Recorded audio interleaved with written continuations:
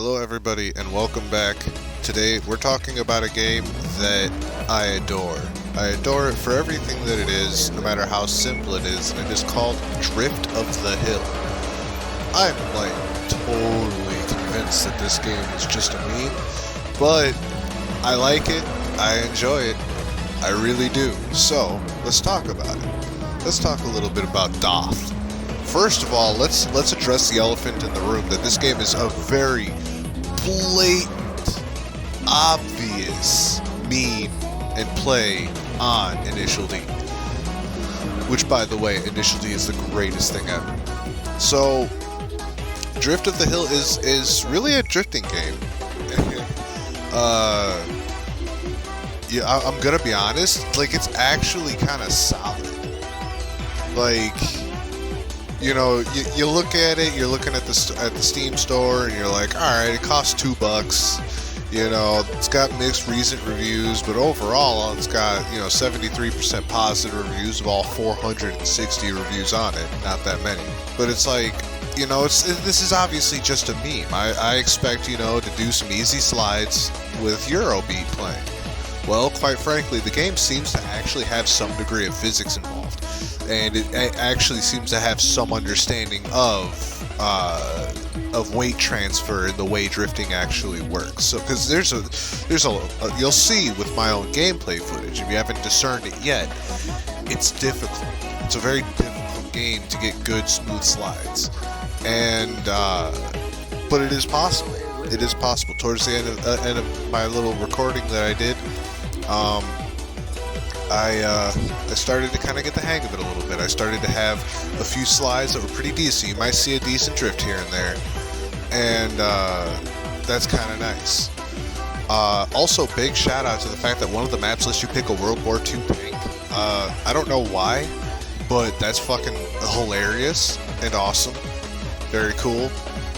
This game on the Steam store has a fucking amazing feature list. The feature list right here is just so good. It says here, features, more than 3 cars, 5 different maps, addictive drift system, realistic physics, detailed interior view, with car characteristics are editable, day and night cycle, different climates, can be played with a controller, Touge, or Touge, I've never been sure on how to pronounce that. Touge. Drift community, correct me on which way that is supposed to be said. Touge. I'm going to say Touge from now on because that feels inoffensive. And the last thing on the list is, of course, Eurobeat. This game has just non-stop Eurobeat playing, and it's very loud and intrusive, and I love every second of it. This game it's hilarious. And honestly, it has no goal points, no scoring systems. There's no, but the features list is true. There's 7 or 8 cars in the game. There is 5 different maps, and the maps are good. They're good drift courses. The cars look good. They are obviously based on real cars. They are real cars, just renamed and rebadged to avoid licensing issues like the Super X or the AE68. Or I think it was the XR7 and the EVA X and stuff. I don't remember all of them. But you could probably tell if you're a car guy, you know exactly what those cars actually are. You don't need to see a picture of them. You click on it, and it's like, all right, yeah, the Super X, that's a Supra. The AE68, that's obviously an AE86. XR7, alright, that's an RX7. EVA X, it's obviously an Evo X. We get it, it's cool. You know what? The features list is not wrong. The interiors are actually pretty detailed, and your dude actually turns the wheel. It's actually pretty impressive how much detail went into that. And I gotta say, I'm overall kind of impressed by the graphical quality of the game, considering that bear in mind that this is a $2 drifting game. You cannot go wrong. 10 out of 10 worth the money, because it does have a challenging drifting system. Even though there's no end goal, there's no nothing, no real rhyme or reason for it. It's kind of like drifting in the mountains by yourself in real life. There's no real endpoint or goal other than just getting better at it. You're not like doing it for anything.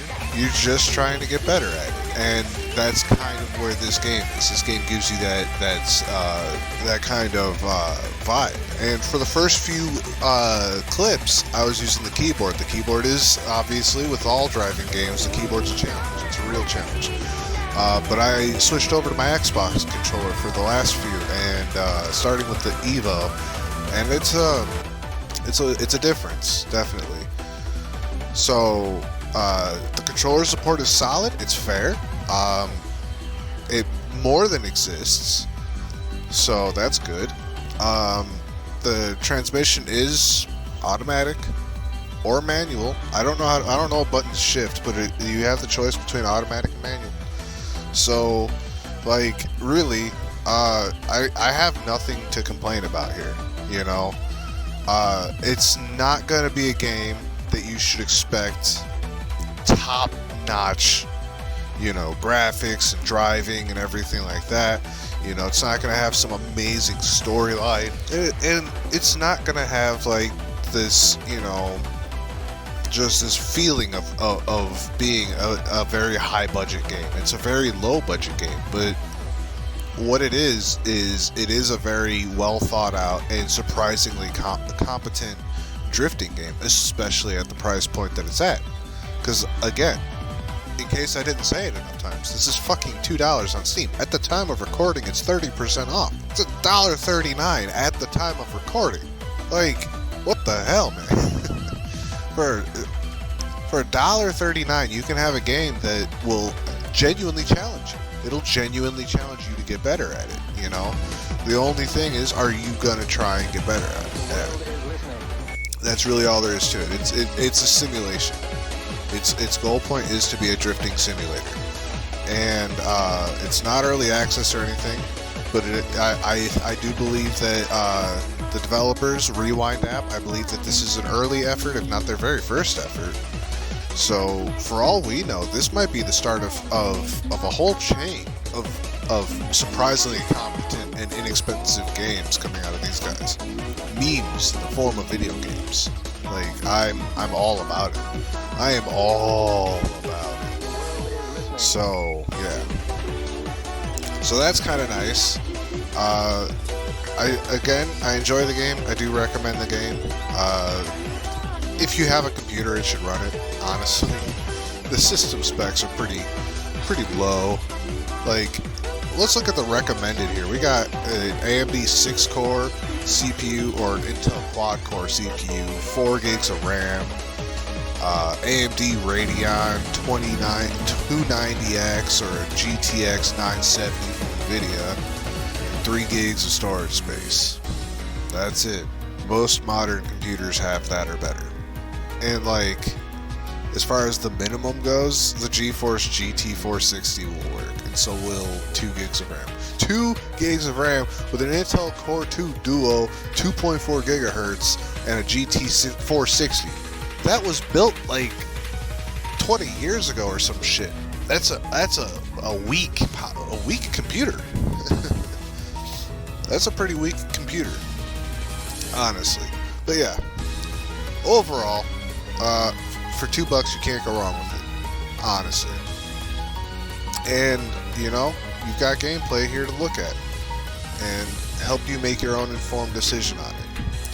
But with that said, I actually don't really have a whole lot to say about it, other than like that it's basically Initial D, which I love, and it is a drifting game. I love drifting. I'm a big fan of the sport, and it has cars that I like, just renamed and rebadged. So we're gonna go ahead and cut it off here, yeah. Hopefully you guys enjoyed this. It's a little different. Looking at another racing game. I haven't done that since Wreckfest, since the very, very first video. And yeah, feel free to like, comment, subscribe if you'd like to. Feel free to go ahead and grief that bell button a little bit if you're into it. Perhaps Perhaps you feel I've earned a dislike here. Maybe you absolutely despise car games, or perhaps you just hate drifting. Feel free to let me know in the comments how you feel about drifting, or this game, or cars in general, or whatever have you. And remember, stay smart and stay safe out there, and I will fucking see you later.